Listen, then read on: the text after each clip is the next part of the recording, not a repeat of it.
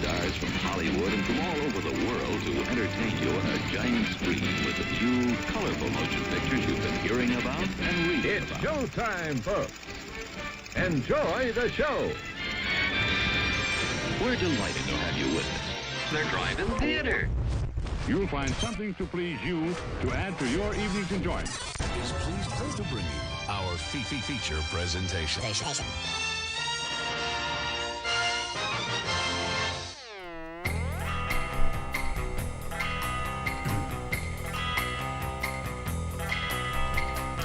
Good evening, everybody. It is Monday night. It's 8 o'clock Central Standard Time. We are live. You are tuned into the Drive-In Speaker Box podcast. It is September 30th. It is October Eve-ish for us.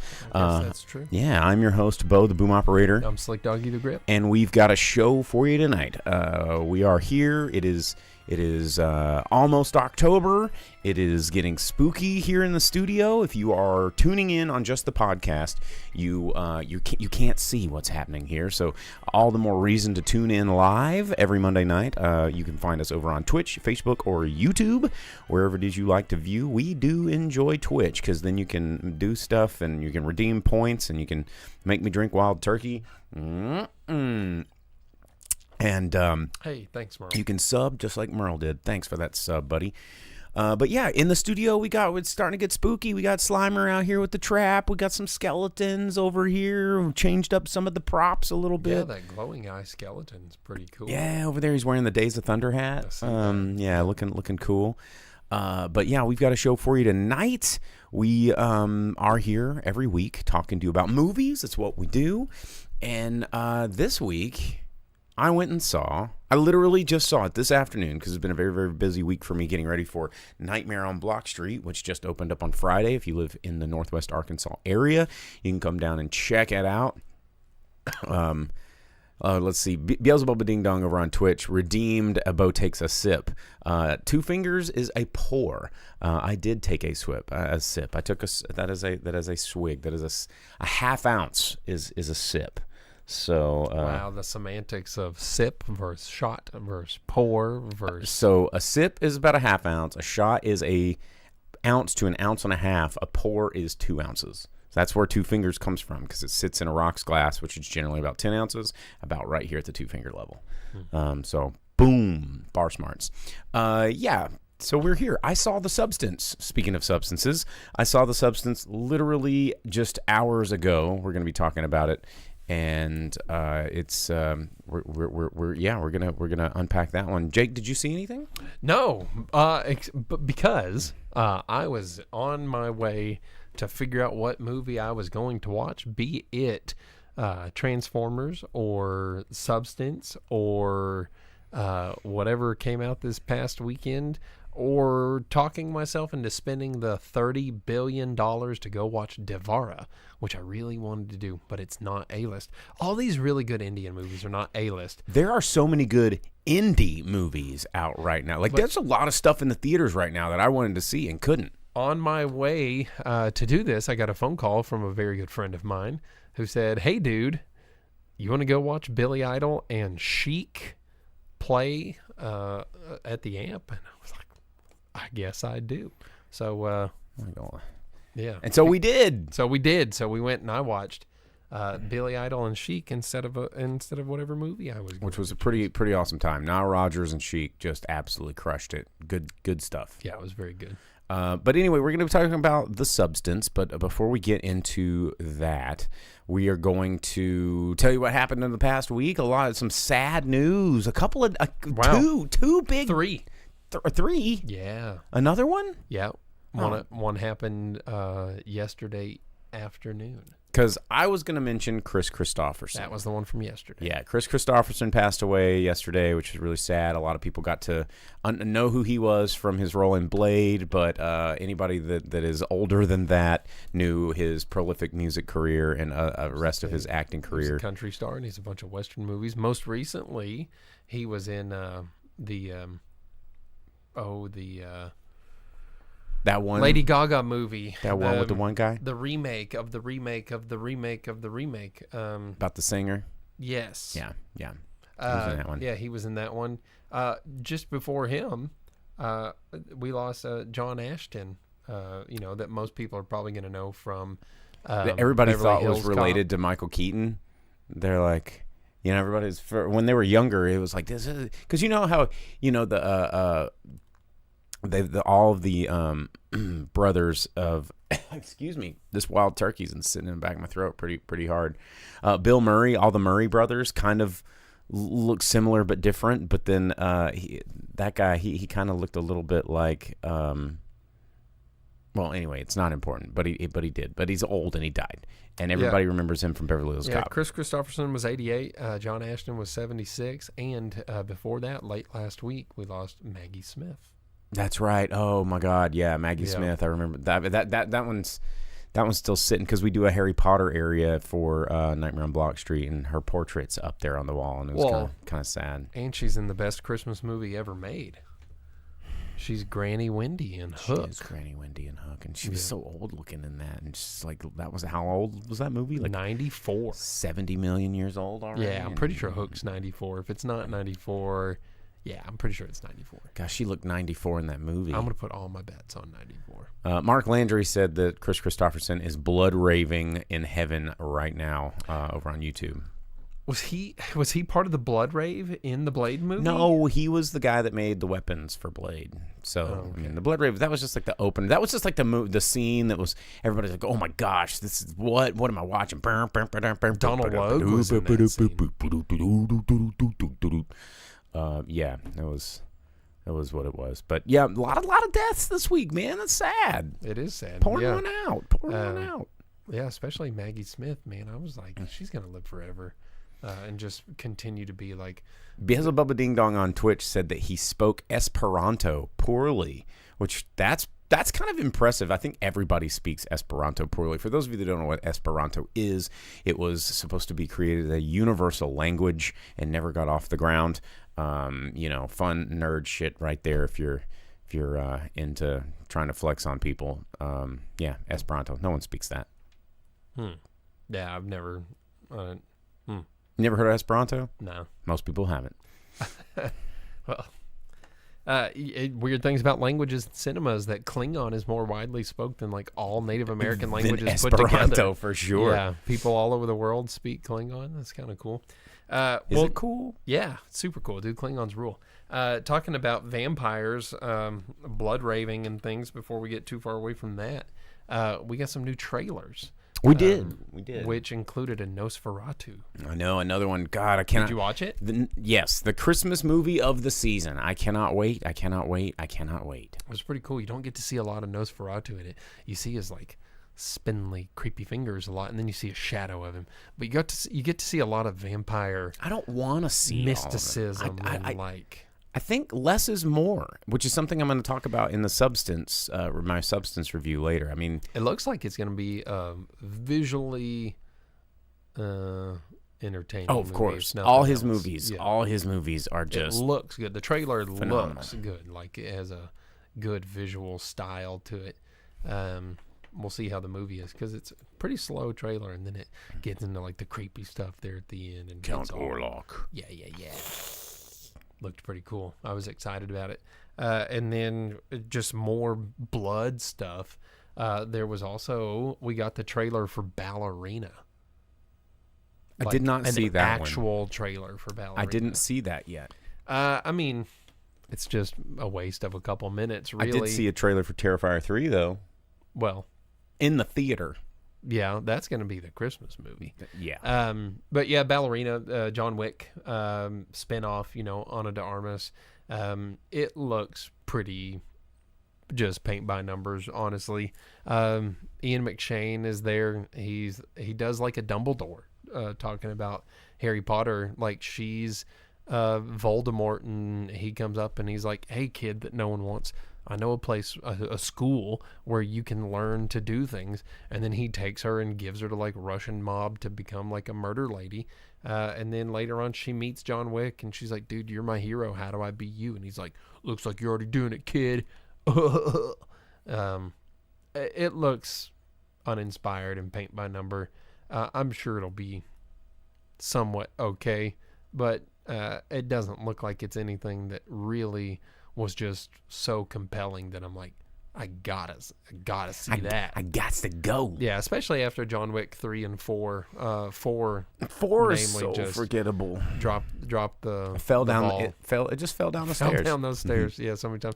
Tell me about this the new Terrifier trailer, man, because I'm seeing It's a little, Christmas movie. little bits and pieces. He's Yeah. dressed as Santa. It's coming out this holiday season. Probably going to steal some fire from the new Nosferatu. I mean, and it also, I noticed a lot of interesting throwbacks and like callbacks to other horror movies like Black Christmas and Santa Sleigh and some of these other and even a nod to Silent Night, Deadly Night 2, without going full on garbage day. But Is it well because Terrifier doesn't speak. say much. Yeah. Is it being released around Christmas or is it being released around Halloween and set during Christmas? No, it's because originally they had a Halloween release, but it was a Christmas setting. Let me see And here, if let me that's changed, Fire 3 release. Let me double check when that is. No, it's coming out October 11th. So I Yeah. thought it was coming out Christmas. Yeah. So, it's coming out like next week in 2 weeks. Yeah. Well, hell yeah. No, I guess next week.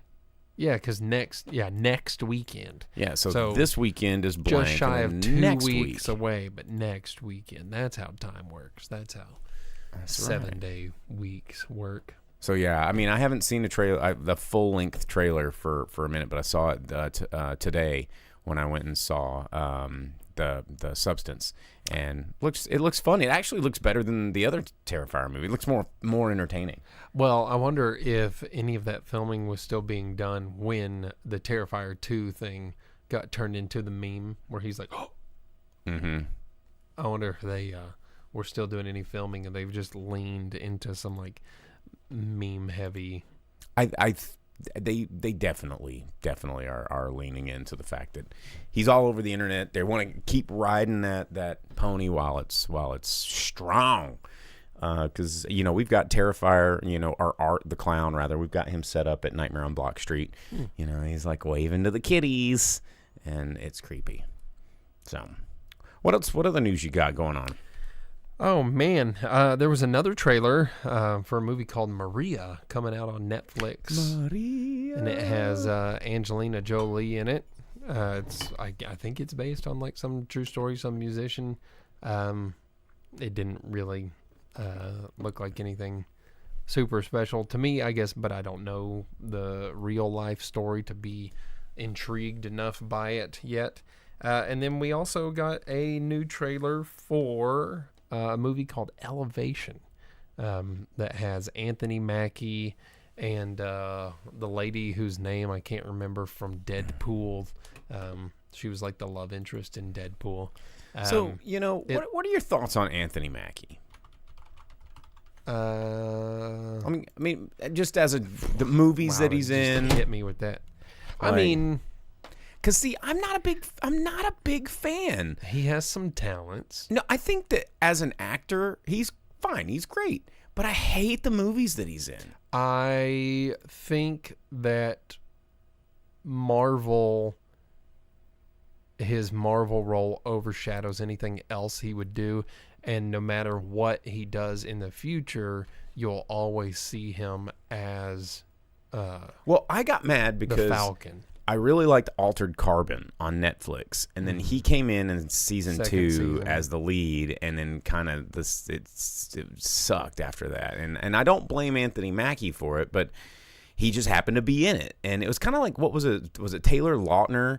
That there's nothing wrong with him except for everything that he's in just kind of starts to tank. Griff says on Twitch that he liked him in the Hurt Locker.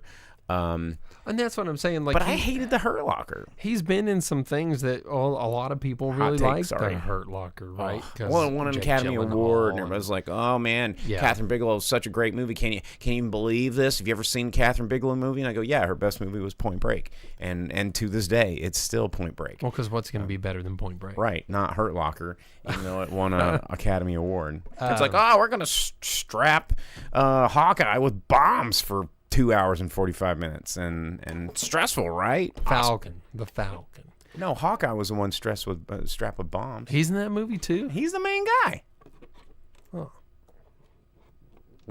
Well, how about it? How about that? But yeah, I don't know. He's a good supporting actor. Dina on Twitch says he's a good supporting actor. His voice is too. I like that. His voice and his look is too similar to Will Smith, and he'll always be looked at as being his Marvel role. But I do think that he's a talented actor, and I think he provides fun interviews. No, he's a cool dude. I don't feel like any he's of the movies probably he's in. like a really cool dude to hang out with.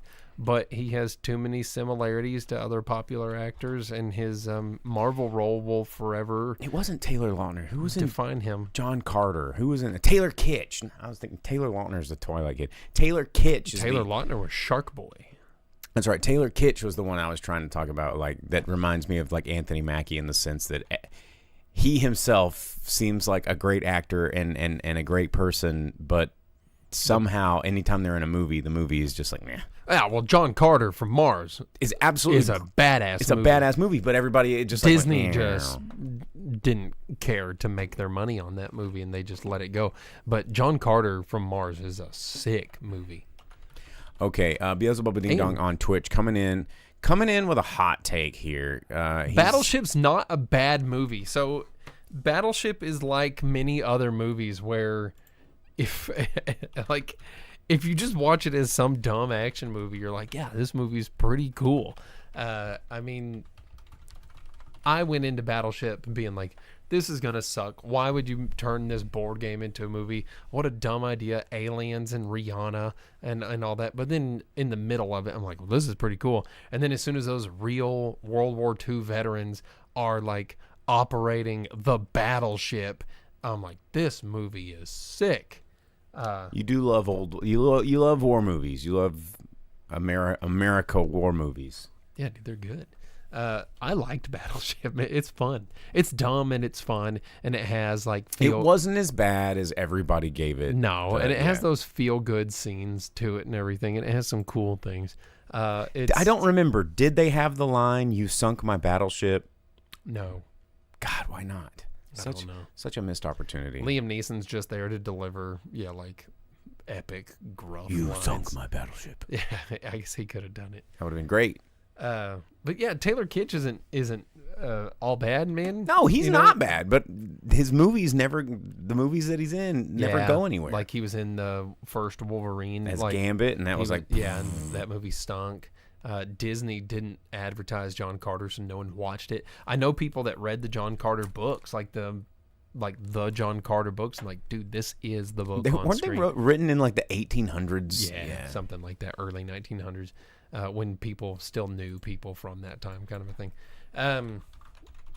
But more news, that Elevation movie with Anthony Mackie and all that. It looks like, what's the American title for Live, Die, Repeat? We always forget it. Yeah. Okay, the first John Carter book was written in 1911. There you go. See, Jesus. Yeah. That just shows that they should have named it Live, Die, Repeat here too, because everyone it's so much easier to remember. But yeah, that movie, Edge of Tomorrow. Edge of Tomorrow. There it is. It looks like it has the aliens from that basically, and it's like the people that brought you Quiet Place, and it's just another monster movie, but it's called Elevation because they're wearing their beanies and they're like parka-esque jackets because they're probably in Colorado, and it probably has something. I'd watch to a movie do. about like mountain climbers getting Marina, eaten. Whatever. That's the name. Marina Baccarin. That's the name I couldn't remember. But I mean, it just looks like another generic fight the monsters movie. So that's going to be a thing. What else? What do we have besides trailers here? Alan Tudyk. He just had it announced that he will be playing a role in the new Superman movie. The James Gunn. He's good in everything. He's probably going to be a voice, a voice, or since they've done a lot of the filming. He's been physically in front of camera a lot lately. Oh, it would be so cool if he was Metallo. I could see that. Yeah, I mean, Alan Tudyk can do pretty much whatever he wants to do. He's such a great character actor. Yeah, there is a College Humor or Dropout episode where they do that game show, like geek game show, whatever thing, and they go name this voice actor, and they like play a line, and it's like every one of them is just Alan Tudyk changing his voice, and they never get it. Pretty good. But yeah, he's gonna be in it. That's kind of exciting. Alan Tudyk always does really good. And then of course the announcement, he made it into a joke on Twitter or X or whatever. So that's pretty cool.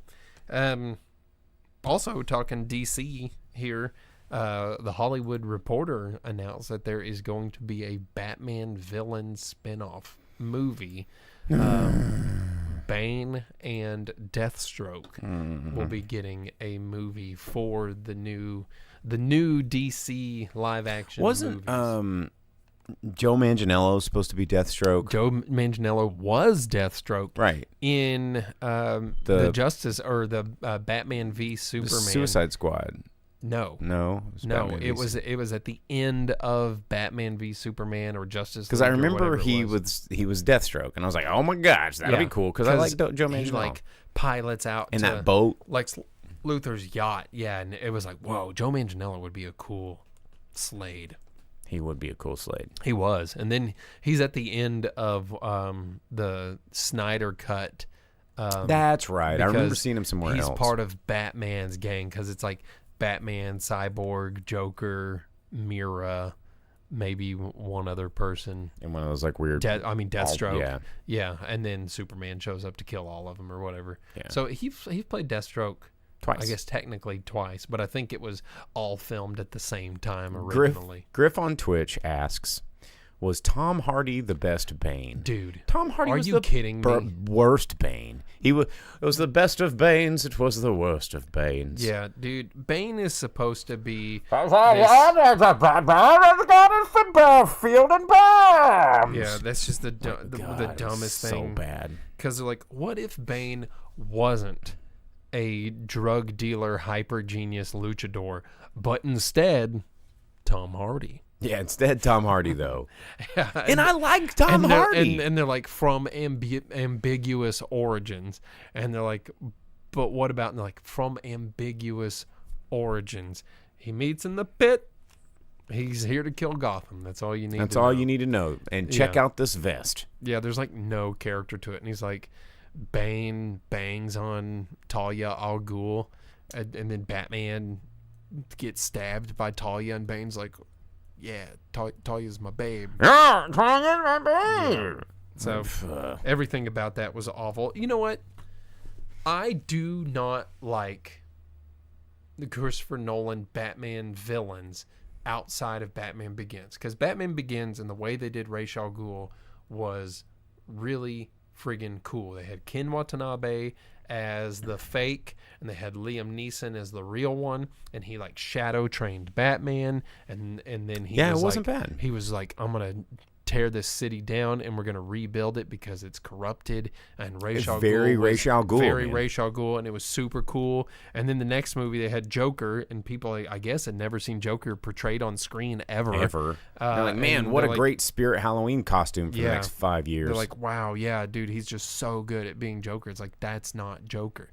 That's the furthest Joker from Joker, other than the dreadlocked Joker from the Batman yeah. future animation thing.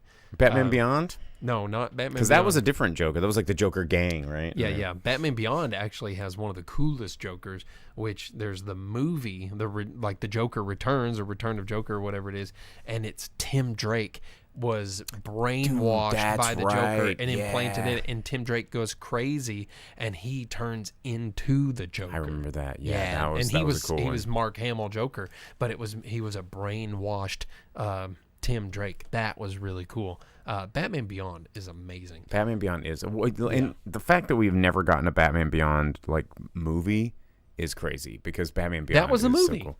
No, I meant like of live action. Oh, I don't want live action. I don't either, but I'm surprised they've never gone If that they way. did live action, they should have had Clint Eastwood be Old Man Batman.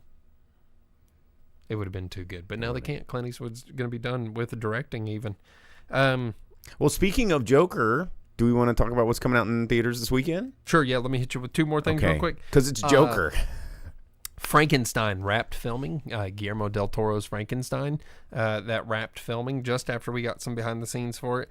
And there was another one that wrapped. Nobody 2 wrapped its filming. Oh, yeah. So you'll get to okay. see Bob Odenkirk punch Beating more people people some up. more.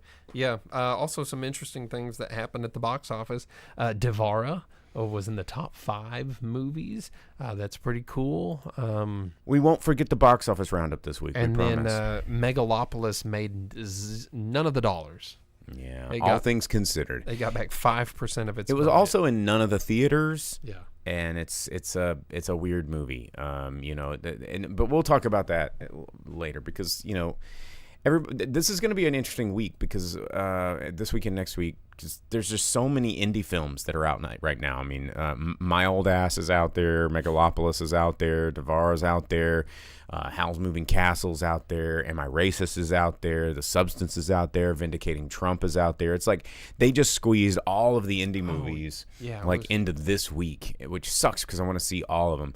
Yeah, there is a movie called My Old Ass. Yeah, and have you not seen the trailer to My Old Ass? Oh my gosh, it actually looks pretty good, and it has like one of the hottest babes on the planet in it, Aubrey Plaza, playing the adult version of Maisie Stella, and they're Elliot, and they have like they do.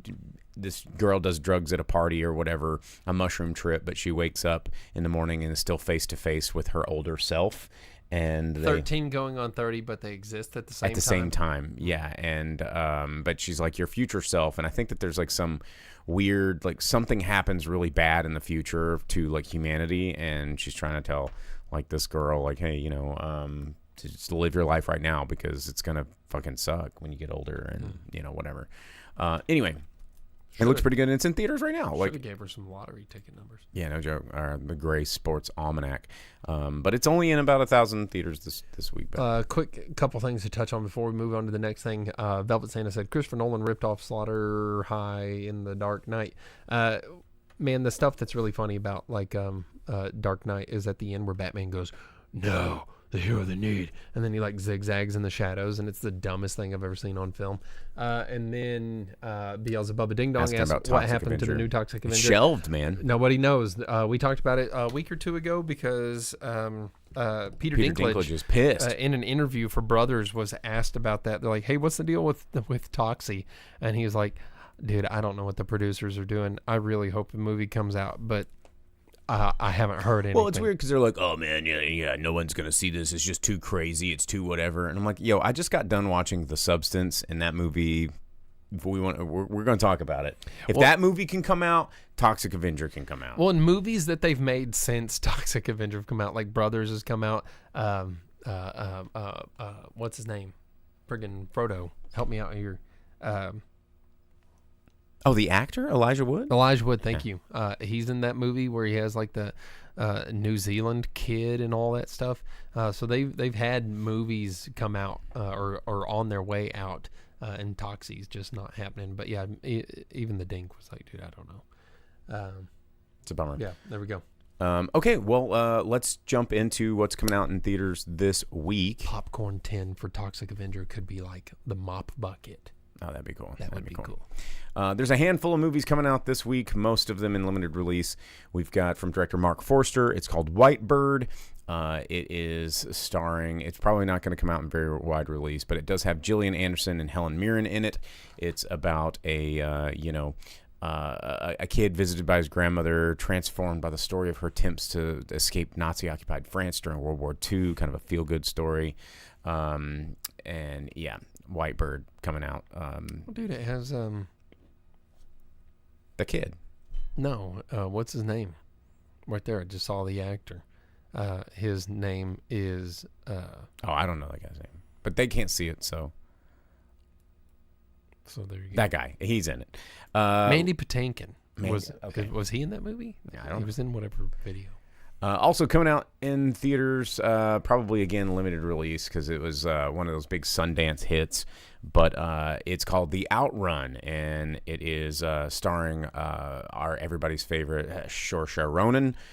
It's about Her main character, Rona, after living a life on the edge in London, attempting to come to terms with her troubled past, hoping to heal, she returns to the wild beauty of Scotland's Orkney Islands, where she grew up. And it's all very, very, very Scotland. So, got a lot of awards there. Saoirse Ronan is she's like the indie movie girl, huh? And if you need someone from Scotland. She's Irish. But I know, but this is about Scotland, so she can do it. I know she's Irish. I mean, her name is Saoirse Ronan. That's true. Also coming out in another Olive Branch movie from director Aaron Schimberg, starring Sebastian Stan. It's called A Different Man. It's about this guy having a facial reconstructive surgery. He becomes fixated on an actor in a stage production on his former life. Sebastian Stan is the actor. Looks really interesting, and it's actually starring Adam Pearson, who does have giantism, very much like I can't remember the name of the actor who played the Elephant Man, John Merrick with the real life guy.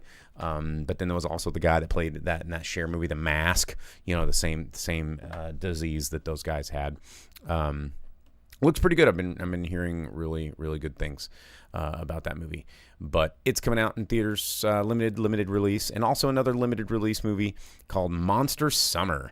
And it is rated PG-13, despite starring Mel Gibson, which, you can't ever be too sure what's going on with him. But it's a mysterious force begins to disrupt their big summer fun. Noah and his friends team up with a retired police detective to embark on a monstrous adventure to save their home.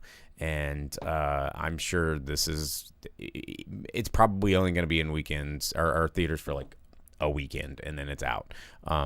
Looks like a coming of age, straight to DVD, Sandlot meets Monster House. Even the poster looks like Monster House, that animated CGI. Like, here, I'm going to put it on a little you can't really see the poster. Yeah, you can kind of see the poster right there if you're watching the show. But that one's coming out. But everybody's going to be talking about the one that's coming out. Everybody's been talking about Joker, the new Joker, for the idea. Todd Phillips coming back, doing another Joker movie, this time with Miss Gaga. So you got Joaquin Phoenix reprising his role, Lady Gaga playing Harley Quinn, who is not it's Lee Quinzel, a.k.a. Harley Quinn, but they have said that this movie, she has really absolutely nothing to do with the character Harley Quinn. She doesn't act like her, doesn't sound like her. They don't meet the same way. It's just Joker's new girlfriend, and they change her all up. I don't know how I feel about that, but it's also got Brendan Gleeson and Ken Long and Steve Coogan and a bunch of other people who the supporting cast makes me want to see this more than I liked the original, like the Joker, the R-rated Joker. I thought it was pretty good. I still haven't watched it. But I wasn't, there's something about Joker as a character that sort of like brings, it's the whole Fight Club effect. Like the movie Fight Club is about the people that like Fight Club, and the people that like Fight Club and recite, "You are not your khaki pants."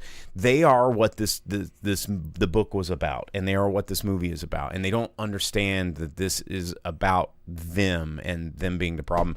And all the people that like love Joker, he's like, "Oh yeah, Joker." I'm like, "You are the joke. You are the punchline." And I don't know. I'm not.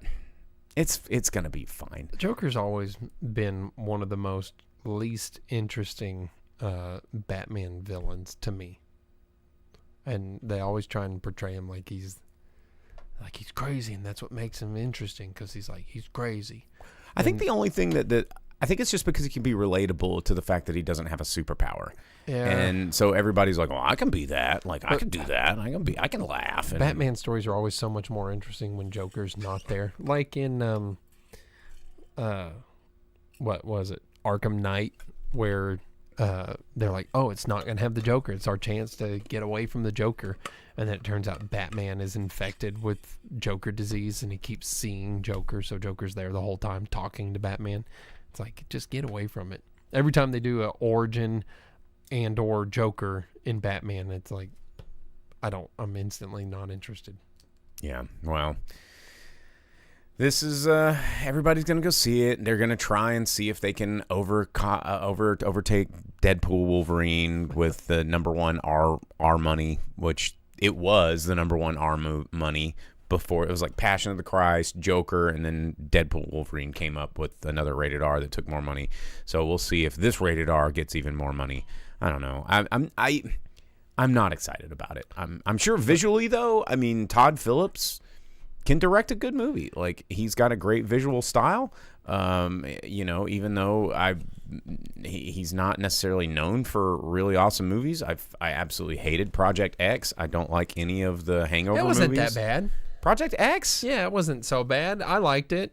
Had to do with the flamethrower. I mean, yeah, but it was just like another one of those, It was like that, the kid in Australia that has the party in the news tells him, it's like, you want to say sorry? And he's like, no. No, that was kind of funny. That was a movie of that. That's what's funny is, like, the guy, I mean, obviously this guy was the right guy to direct it because it's aimed at the people he knows how to entertain. I mean, his first movie was called Frat House. He directed Road Trip, Old School, the Starsky and Hutch remake, The Hangover, and then Joker. Like, he makes bro movies. Like, that's what he does. And but somehow the visual style of the original Joker, or the original Joker, the 2019 Joker, was really quite well done. But this dude Todd Phillips makes bro movies, and he understands bro. He speaks bro. He's fluent in bro. And the Joker is very much a bro character. A couple of our people here, Velvet Santa, said that he wants to see Tara Strong play live action Harley. Yeah, that would have been a much better idea. I would be all about seeing Tara Strong as a live action Harley Quinn. She looks like Harley Quinn. Most importantly, she sounds like Harley Quinn. Yeah, she literally sounds like Harley Quinn. And then Dina says that she's stoked for it. It's good if you don't think of the characters as existing in the DC universe. DC does a lot of comics called Elseworlds, where it's the characters taken and put into different worlds and settings and things like that. And if you think about it as an Elseworlds, maybe it's just that it's too far separated from what it is, and the only things that they have is that they're using these characters and their images, but it doesn't have the real kernel of those characters there enough for it to really be used, for that. They just wanted to make a clown character and call him Joker is what it really feels like. Velvet Santa also said that Mr. Freeze is literally cooler than Womp Joker. womp. Yeah. Well, word. Well, yeah, that's what's coming out in theaters this weekend, and let's review a movie because I got to do this. I got to review this new movie. Because we only have like less than 20 minutes left. Yeah, I went and saw The Substance, guys. Like, that's the title of the show. The Substance, man, directed by Coraline Fargeau. She's a French director. Not a lot of people know her here in the States, although she did in 2017 do this movie called Revenge that's quite good. It's also French, so there you go. Take that one in. This movie, man, it's gonna take me a second to really unpack this. Dennis Quaid, Demi Moore, Margaret Qualley. There's Dennis Quaid all over. Dennis the movie Quaid's right everywhere. The Substance is a great movie. This is a great movie for people that like horror movies. For people that this was an absolute love letter to a lot of very, very prolific horror movies. There are references to The Reanimator. There are references to like all Cronenberg movies are being referenced. And there's Shining references. There are, my God, there are just there's so many that jumped out at me, and I'm like, oh my God, this Carrie was a big thing in this. There's just so much stuff going on in this movie, and done so tastefully because it's not just like Beelzebub Ding Dong says the stuff. Not quite the stuff. That movie's great, but it wasn't different thematically than the movie The Stuff. But this is, Mark Landry says, should we do a Guar movie ending? Why the hell not? It reminded me of Society, very much like Society. There is, this movie is going to live in the sort of pantheon of body horror forever. Like this movie takes the body horror genre into a realm that it hasn't been in a long time. People remember movies like Existenz and everybody wants to remember all of Cronenberg and try and give new Cronenberg like, oh yeah, body horror. The Substance just takes it, runs with it, and does it in not just a way that's like shocking and visually crazy and interesting, but the story is so poignant and so relevant, especially to today's sort of very social media, so like very selfie, like influencer, like everybody's trying to be beautiful, everybody's trying to be young, everybody's Botoxing and tummy tucking, and like scared of age and loneliness. Like once you become old and you become lonely and nobody wants you anymore, this craving of like wanting to return to when and where you were like young, vibrant, and people gave a shit about you. And this movie is very mysterious in the sense that it doesn't really give you any backstory on what the substance is, where it comes from, who manufactures it. Demi Moore, who absolutely crushed this role, like just destroyed this role. So freaking good. And Mark Landry on YouTube says this movie is either all 5 stars or 1 star, no middle ground. Requiem for a Dream references in this one. This movie is definitely not for everyone. What part of Requiem for a Dream? This movie is 100% not for everyone. When I read articles about saying people were walking out of the theaters of this movie, I was like, oh, this is just going to be hype, like, with long legs. People like, they were so scared, they shit out their ear holes and had to get taken away in ambulances. And it was bullshit. Long legs wasn't that great. The Substance, I totally believe people were walking out of the theater. This movie is a slow burn. But Demi Moore, I'll set it up for you. Demi Moore is this aging actress that is a fitness guru. Think like Denise Austin's or something of the like. And she is getting old and she gets fired from her network. She overhears that she's about to get fired from the network. And she's getting older. I mean, and Demi Moore still looks fantastic for her age. And she's freaking out. And she gets in a car accident. She goes to the doctor, and the nurse was like, "Hey, hang on a second." Like this very handsome, very unique looking nurse is like, "There's one more thing I want to check." And she's like, "I thought the examination was over." He's like, "Sit still." And then he goes, "You would be a perfect candidate." And she's like, "What the hell?" And he goes, "All right, well, have a good one." And he has this weird scar on his arm. Anyway, she goes outside. She puts her jacket on. She finds something in her pocket, and it's a thumb drive, and it just says The Substance. And on the back, it has a phone number. She puts it in the TV, and it's just like, hey, you want to live a better life? You want to live your other self? This will create a new you. But here's the catch. You have to be 7 days of real you and then 7 days of new you, and then you cannot deviate. You have to go back and forth, and there's a process involved, and she gets a mysterious package that has one injection, some food bags, some hoses, and she has to put her spinal fluid. She has to shoot her spinal fluid each 7 days while she's in the new body to stay young, and then she has to go back into her old body to regenerate the fluid. And then that's all the lore you get, and that's all the lore you need, because the rest of it is all psychological. It's about this battle of being in a world where you realize only people want you for your beauty. People want to take and take and take, but you still are craving this world. And even though it makes you unhappy, even though it is destroying you, both mentally and physically, there is so much narrative going on in this movie that by the end of it, when they're just spraying everybody with blood and an orifice pops open in her shoulder and teeth and a boob fall out of it on the ground and it starts to wriggle and explodes and people are covered in just vomit and blood, and there's monsters and there's Elephant Man references. It's just so disturbing by the end of it. But not just for shock and awe's sake. Like, everything here has a reason, and this movie is so much smarter than the average person that's going to go see this to see the chaos and the body horror of it all are going to be able to read out of this movie. And there is a insane amount of nudity in this movie, so buckle up for that. This movie is not as shocking as other movies that I've seen in theaters. Well, but if recently.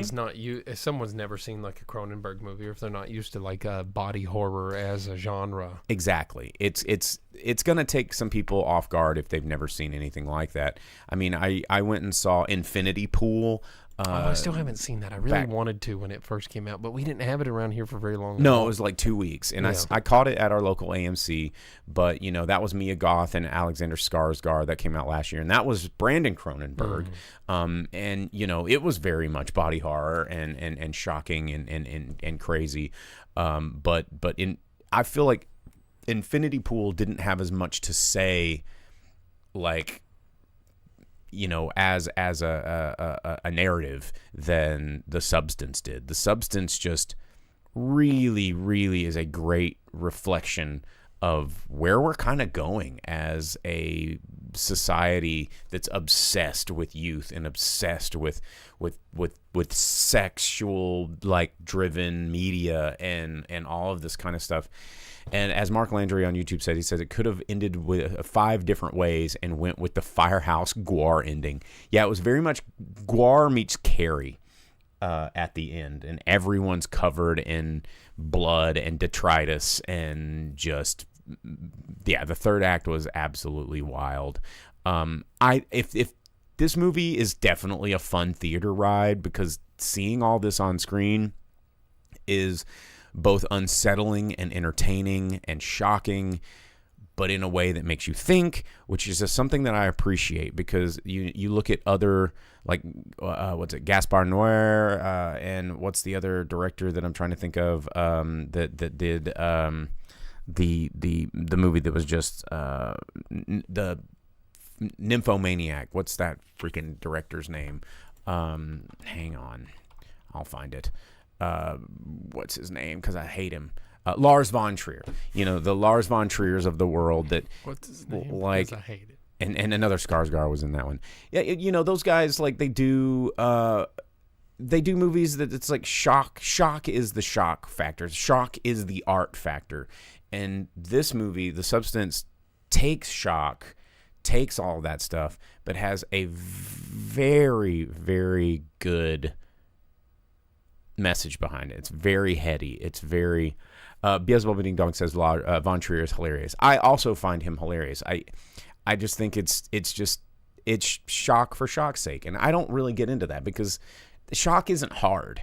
It's not hard to do unless you have a really interesting message, and I think that The Substance had substance, if we want to just use its own name. I thought it was pretty cool. Mark Landry on YouTube says he saw it in a full small theater, no walkouts, crowd reactions were fun. I saw it completely alone in an empty theater, and I had a fantastic time. I really wish that more people were in the theater, because I wanted to see more people in that theater. So. Yeah, I can't speak any more highly about it. The only thing that would have made it better is at the end when all the stuff gets on him, like you said, Joe Dirt standing there. He's like, "I got the poopy on me." Yeah. Oh, there's a lot of poopy on. And Demi Moore, my God, Demi Moore just killed it. Man, watching Demi Moore, I haven't seen so much freakish body costumes in a Demi Moore movie since Nothing But Trouble. Like, yeah.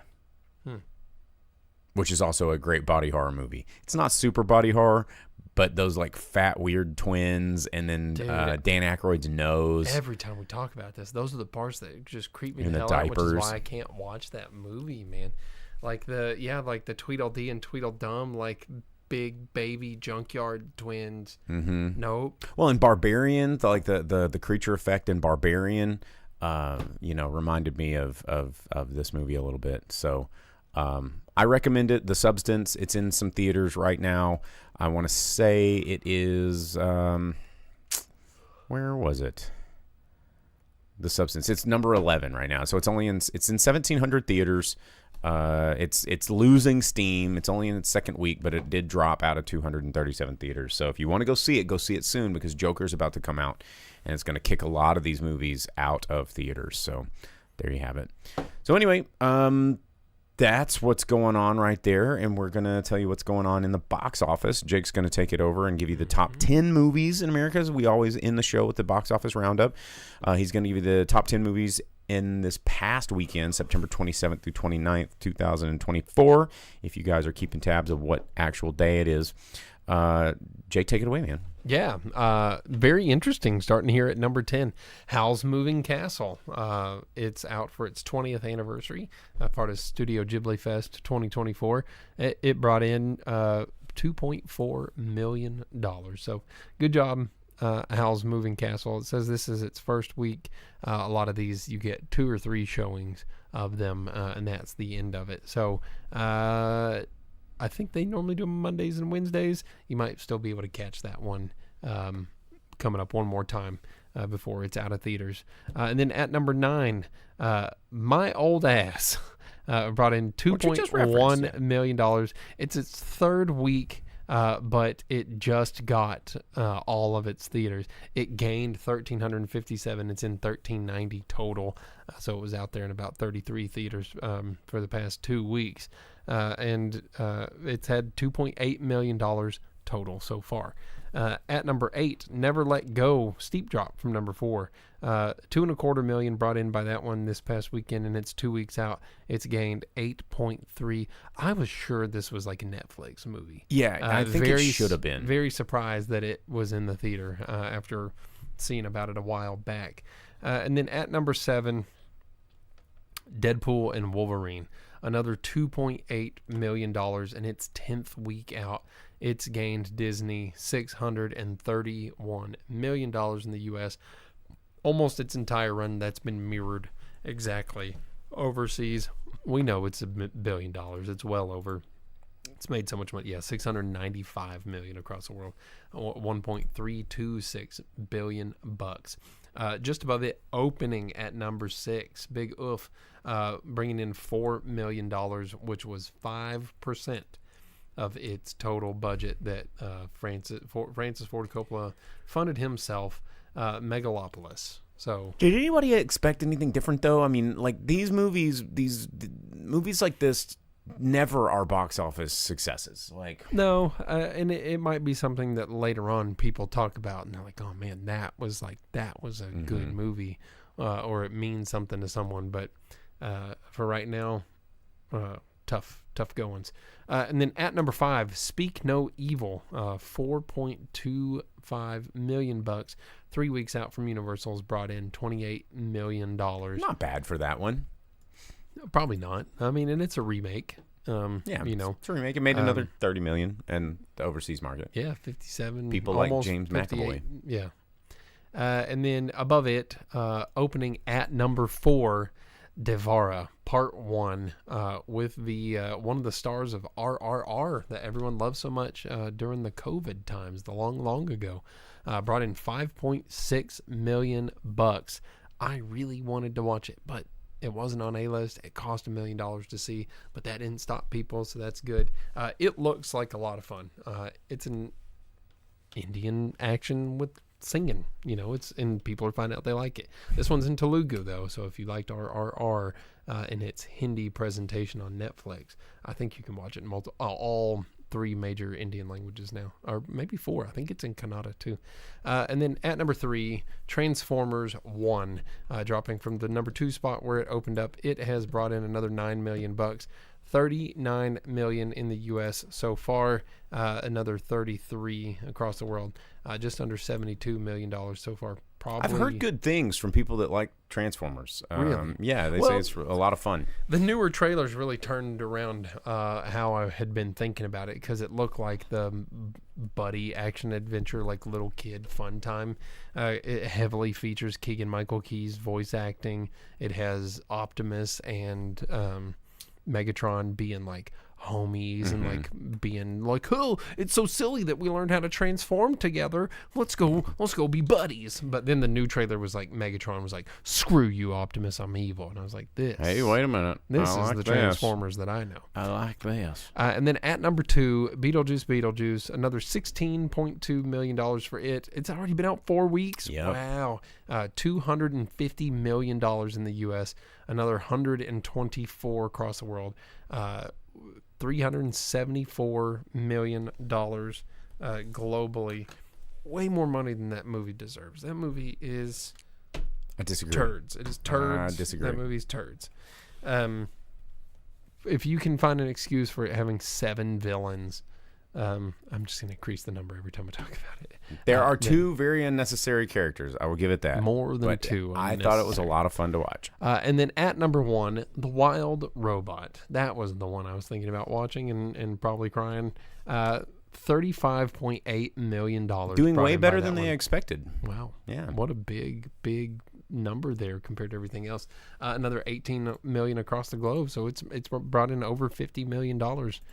Good for it. Good for... It's funny because this is a very Universal heavy top 10. And then, sometimes it's like, oh, Universal. And then up, now it's Disney. So Disney's only got like one big one in the theater right now still. And that's Deadpool Wolverine. So, yeah, that's pretty odd to have a top 10 box office that only has one Disney movie in it. So there you go.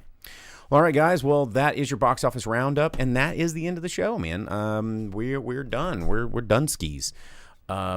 We are gonna be back next week. It's officially October. Maybe some more spooky things will find their way up here in the studio.